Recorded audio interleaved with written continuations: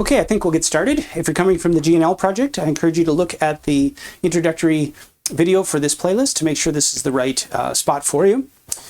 Okay, we're going to pick up with developing the ideas that will allow us to deal with complicated circuits where current is flowing through all sorts of different types of loads. Last time we got started by introducing Kirchhoff's junction law, or Kirchhoff's current law. We have two more main laws to go. Today we're going to talk about Ohm's law, and then next time we'll talk about Kirchhoff's loop law or Kirchhoff's voltage law. And with those three ideas, we'll be able to handle extremely complicated circuits. Well, Ohm's law is telling us how current and voltage are connected, and they're connected via resistance. So resistance serves as the constant of proportionality between voltage and current. Notice we could, if we had wanted to, express this in terms of conductance, which is 1 over the resistance. And then oftentimes we'll see that as I equals GE. And so this is just also Ohm's law, but cast in terms of conductance. Okay, we're going to introduce a new symbol here. We had used that box and just said load. Now we're going to use the electrical symbol here for a resistor, which is a jagged zigzag line. We've got a battery here, a resistor, and current is flowing through that resistor. Conventional current, again, going from positive to negative, electrons going the other way. And so what's happening here? Well, we're going to ignore the wire. We talked about wire resistance before, but the wire resistance is much less than the resistor. And so for all intents and purposes, we have no resistive loss on the wire. So we can think of this is just a conductor, right? And from the end of the battery to the end of the resistor, it has a complete connection through a copper metal. So the electrons are free to move throughout that. And so we will see that the electrons very quickly just pile up on this end of the resistor.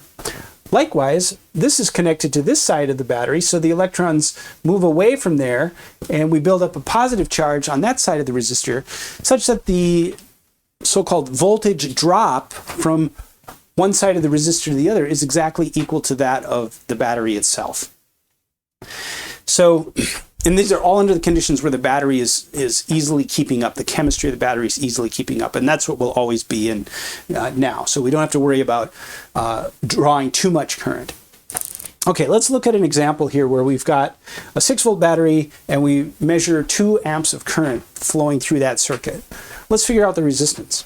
Well, the first thing we need to realize is that what we just talked about here, that the voltage drop across that resistor is equal to that of the battery. So the resistor,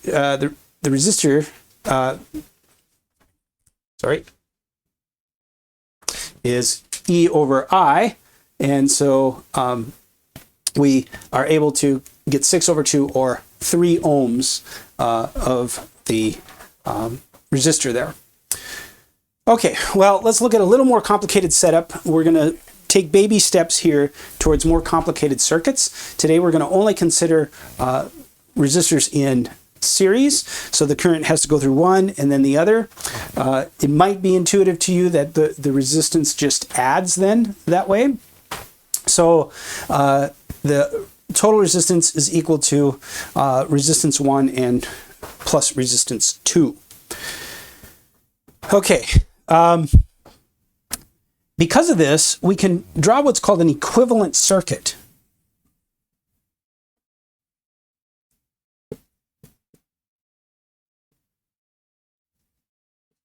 Or a reduced circuit. So we've taken these two resistors and just called them one resistor here, and this is going to be E battery here. And we've turned this into this. And in fact, no matter how complicated the circuit gets, we're going to use our laws to reduce the circuit down with equivalent circuits all the way back to something just like this. And so we can apply Ohm's law like that. However, we are going to learn some shortcuts so we don't have to go all the way there. And one of those shortcuts is the fact that Ohm's law is, well, this is even more than a shortcut. It's a real fundamental idea. Ohm's law is followed both globally and locally. So what does that mean? It means that globally through this complicated circuit, we're following Ohm's law, and locally across each of the resistors, we're following Ohm's law. So let's see what happens here. Now, we've got this battery connected. So on this end, so we have plus, plus, plus, minus, minus, minus, 6, or the battery drop here, no matter what it is. Okay, so that means across here, we get E battery.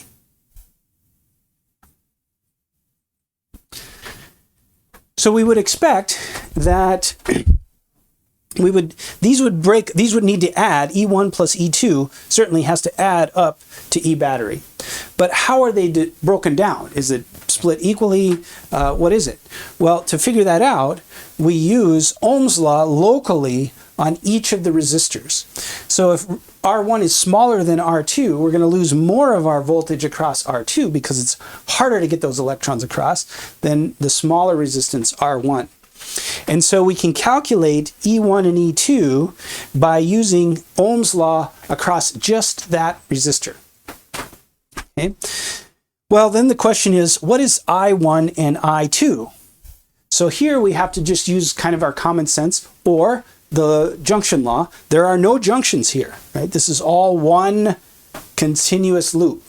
We don't have a point where multiple wires are coming into the same junction. We could, if you want to, you can think of this as a junction with just one in, one out, but that's not really really a junction.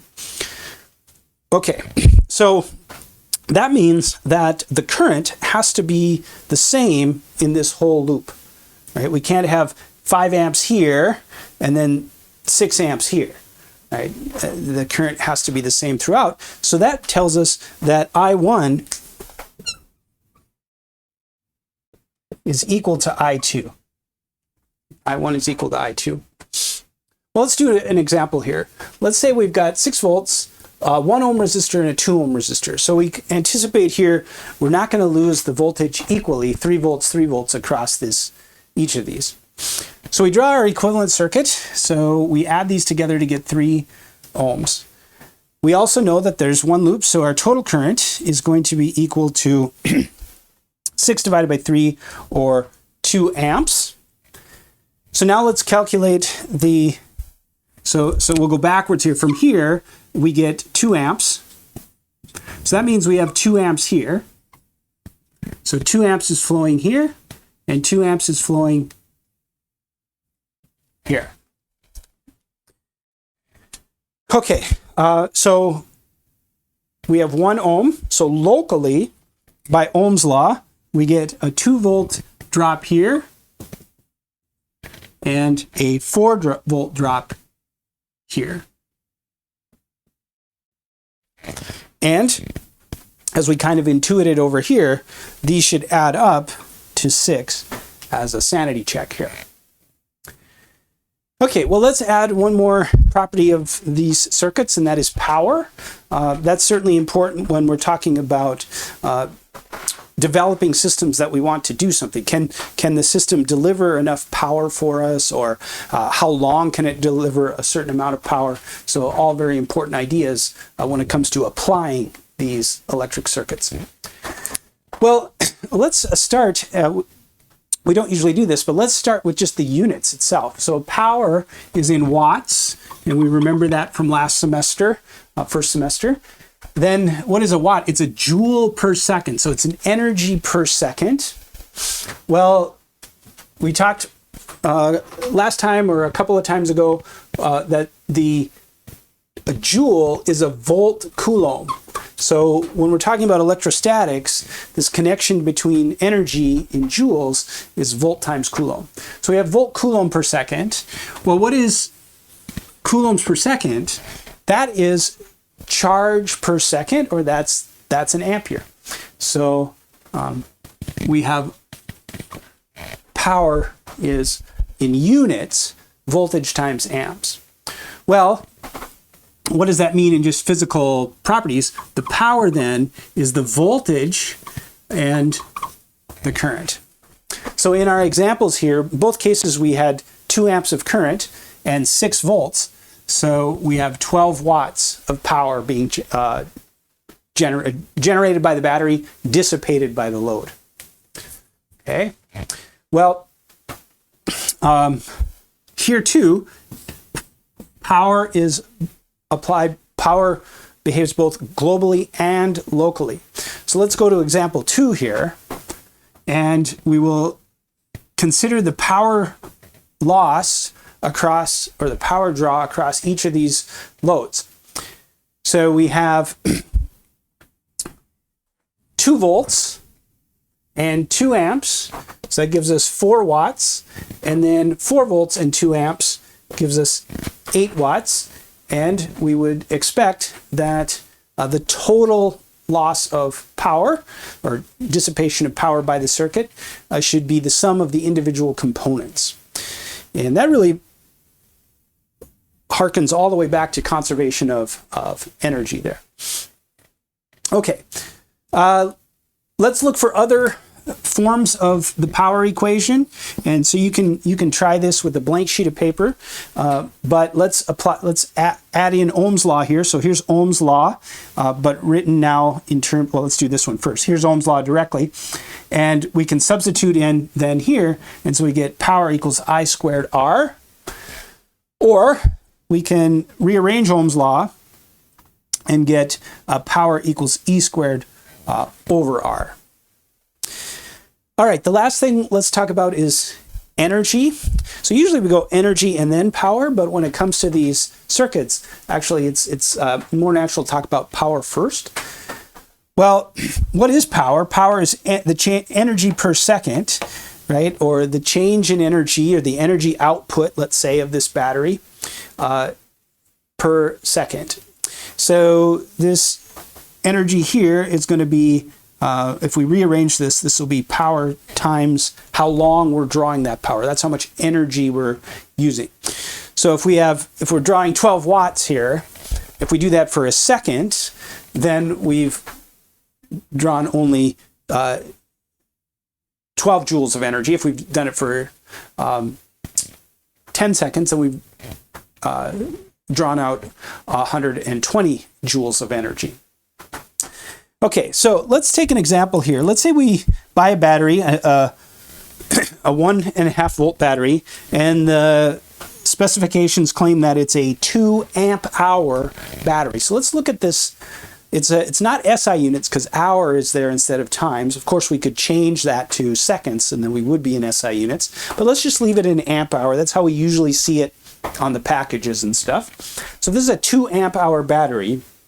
Then what that means is that the battery, under its normal working conditions, can deliver 2 amps for 1 hour of energy. That's how much energy content it has. And then the chemical reaction is spent and the battery is dead. So let's imagine putting that in this circuit where we have a 1.5 volts and a 10 ohm resistor. And let's just work out how long will this go. So the first thing we can do is use Ohm's law to figure out the current draw from the battery. And we see that it's 0.5 amps. It's not 2 amps, it's 0.15 amps, sorry. We can calculate a total power here. This is not something we need directly, but let's just do it. We can get the power output, so the power it's delivering continuously is 0.225 watts. And then let's just take this 2 amp hour, divide by amps that we're drawing, and that says that we should be able to run this circuit with this battery for 13.3 hours. So this is an important quantity. So when you look at a battery, what's the important quantities? Voltage. So does it have enough voltage to power your system? Energy. So this is how long you can expect the battery to last. And then finally, power. They seem like they're connected. Of course they are. But this power is really the instantaneous power that's needed from the battery. So this is going to depend on the chemical reaction in that battery. So even if you have a 2 amp hour battery, there's a limit to how much power you can pull out per unit, per unit time. So, or instantaneously. So you're limited by this current that can be produced by the chemical reaction. So you don't often see that in the battery packages because it's always presumed that you're not going to put your battery in a situation where you're drawing more current than it can handle. But many times in the deeper specifications, you do see the maximum current output as well. So this then gives us the information about the battery that we would need to see if it works for our system. Okay, so we've got one more law left to go, and that's Kirchhoff's loop law, which we'll talk about next time. And then we'll be all set to dive into really complicated circuits. You'll be amazed at how fast you can do pretty complicated circuits.